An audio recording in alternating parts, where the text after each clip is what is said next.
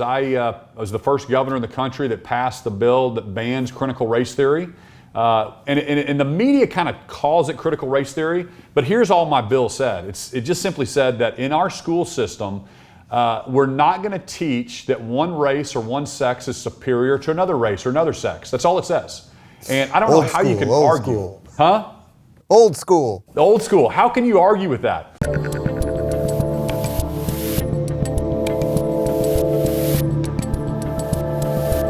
Do you sense we're divided sort of in an irreparable fashion? I mean, when you talk about freedom and capitalism and limited government and all of those things, that, yeah, that's happening in red states. It really is. It seems to be strengthening in certain states, certainly the two states that we're in, but it's not happening in blue states, and it doesn't seem like it's going to turn around in blue states. What do you think about that tension going forward as the United States of America? You know, I mean, that's the million-dollar question. You look back to our leaders like, Ronald Reagan, and it felt like he could bring people together and kind of talk about capitalism and the exceptionalism of America in a way that kind of brought us together and revitalized our country. And so we hope that we can get back there because I believe that the majority of Americans think like I do. We believe we believe in God, and I think you take God out of the values, and we believe in, we were founded our country on these biblical values. We believe in freedom of religion. That means we don't discriminate against any religion, but we certainly don't discriminate we can't discriminate against the Christian faith either. And so I think that most people believe in family and capitalism and you have to work hard, and let's create a level playing field for everybody to go succeed. And it's just disappointing when some people think that the answer is government handouts, and they think that the answer is more government and more taxes.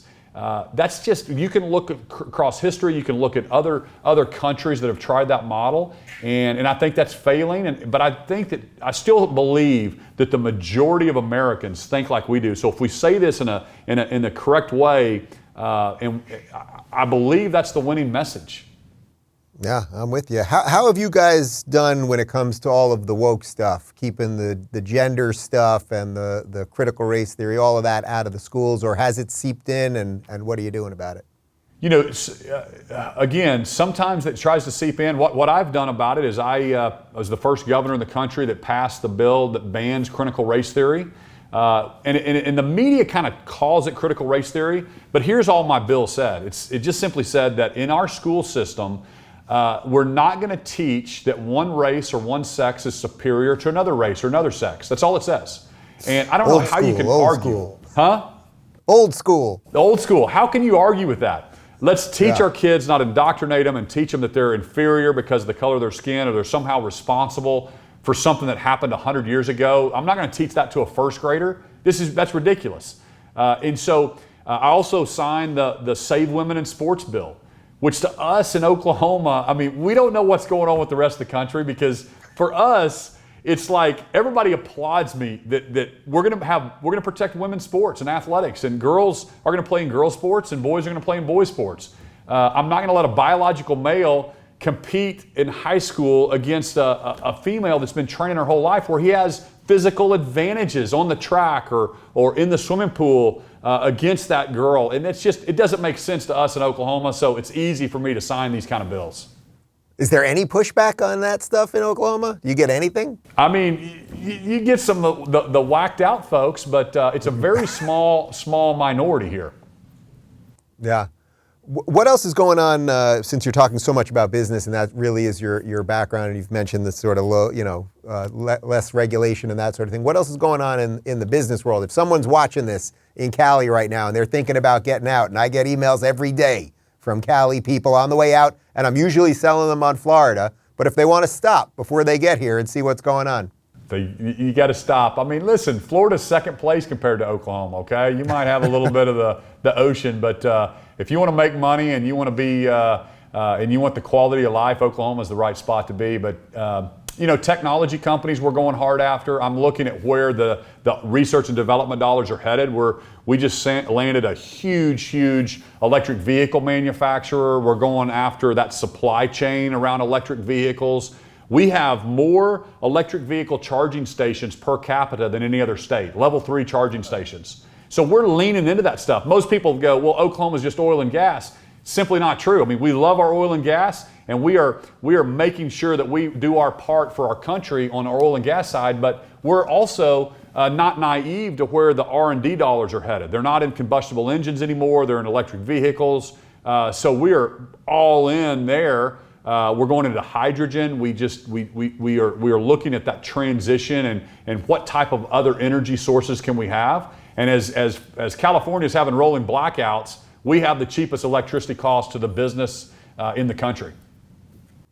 Yeah, it's nice to hear things are going right sometimes, right? I mean, so what are your headaches then? I mean, what are really the headaches? You're giving me a pretty rosy picture of a state, and you seem like things are pretty sensible there and all that stuff. You must have a couple headaches. Well, I've got a couple teenage daughters, so if you could help me, I've got 6 kids and 6 kids.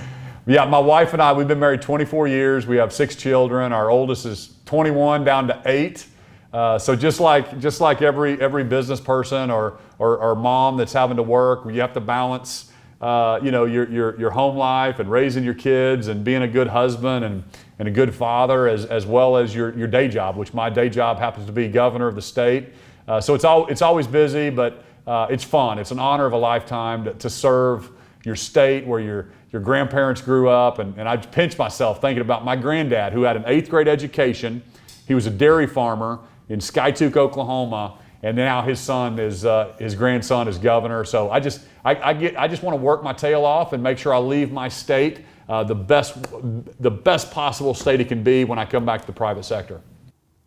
You couldn't give me anything other than the kids. So all right, so you're in a pretty functioning state that seems like things are going pretty well. The woke stuff's not getting in. You got business, you got natural resources, and all of those things. Was there anything when you came in as a businessman to learn how government operates and look at budgets and the way they spend and all that stuff? Were you just pulling your hair out? I'm trying to get something here that might have frustrated you along the way. Well, I mean, I don't really want my legislature to see this, but, working with the legislature has been difficult. Number one, I'm trying to get school choice done across the finish line. I think that's the issue that would turn our state around. We want to empower parents, not just the zip code that a kid is happen to be born in or live in at this time. And I tell people all the time, school choice should not be for the rich. It should be for everyone.